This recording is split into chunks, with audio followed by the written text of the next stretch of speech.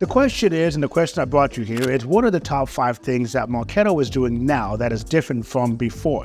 If you have used the CRM in the past, like many of my new clients who have walked away from it, came back to it just because of how intuitive this software is, they want to know what is new, what is shiny, what is lovely about this Marketo CRM, and I am here to show you those things. Now, if you don't know me, welcome to my channel. Please click like and subscribe. And I have been in this industry for almost 12 years. I lead the Marketo community on LinkedIn, so I love talking about these things. And I spend my waking hours studying these things to figure out better ways of getting Marketo to work for my clients. So I am excited to explain this to you. If you're watching this video, you're probably a Marketo nerd like myself, so let's dive into it. Number 1 for me is the interactive webinars. Now, Marketo's never necessarily had their own webinar feature until recently. Normally, if you're implementing Marketo, you're going to be using Zoom, GoToWebinar, or some other tool, right? I've introduced Goldcast and Trello, but Marketo's never necessarily had like its own in-house tool. And now you have interactive webinars with Marketo, an Adobe tool that allows you to customize the webinar how you see it.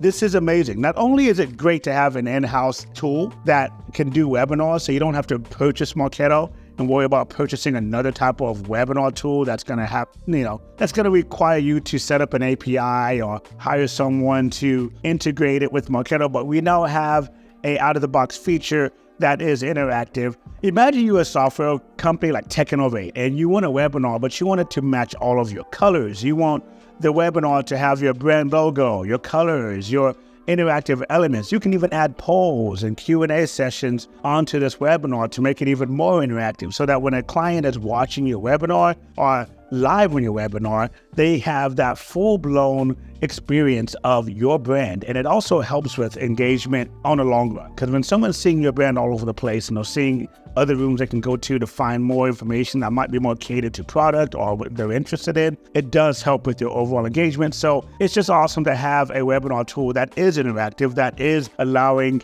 your users to have a full brand experience. Okay, number 2 is going to be the audit trail. So the audit trail has always been something great. Like when something breaks and I get one of those phone calls, or you get one of those phone calls that's like, we don't know what happened inside of Marketo, but something went terribly wrong. Please help us. The house is on fire.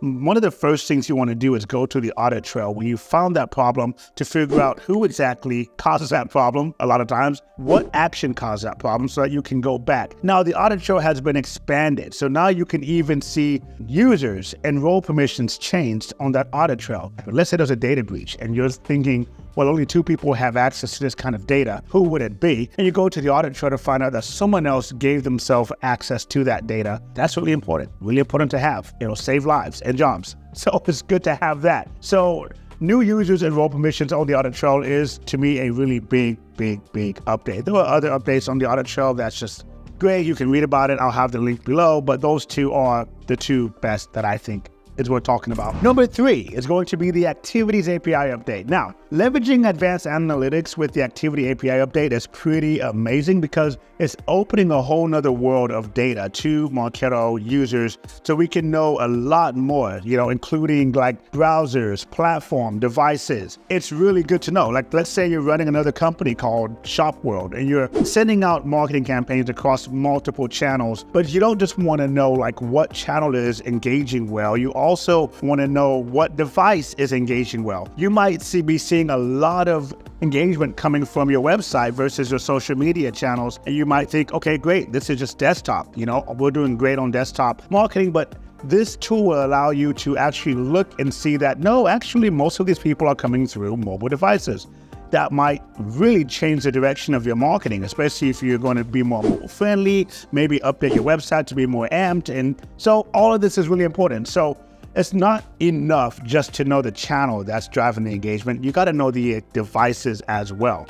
I was running an e-commerce company myself in the past, and it changed my world when I saw that 70% of our customers were coming from a mobile device. So before that, we were all web first. We spent all of our time on the website, enhancing the website, making new banners, making sure the website looks nice. But when unbeknownst to us, everyone was going to the website on the mobile phones, which was a totally different website because we had a mobile phone app. So once we found that out, we had to change all of our marketing and be more mobile-centric instead of web-centric. And the more we get into this new generation, the more we will see this happening to the point where desktop computers are going to be almost obsolete in this type of environment. So always good to have this type of information, but not all the time. Now, I've had another client that was dealing with dentists who are older and more old-fashioned, and most of the sales were coming through a website.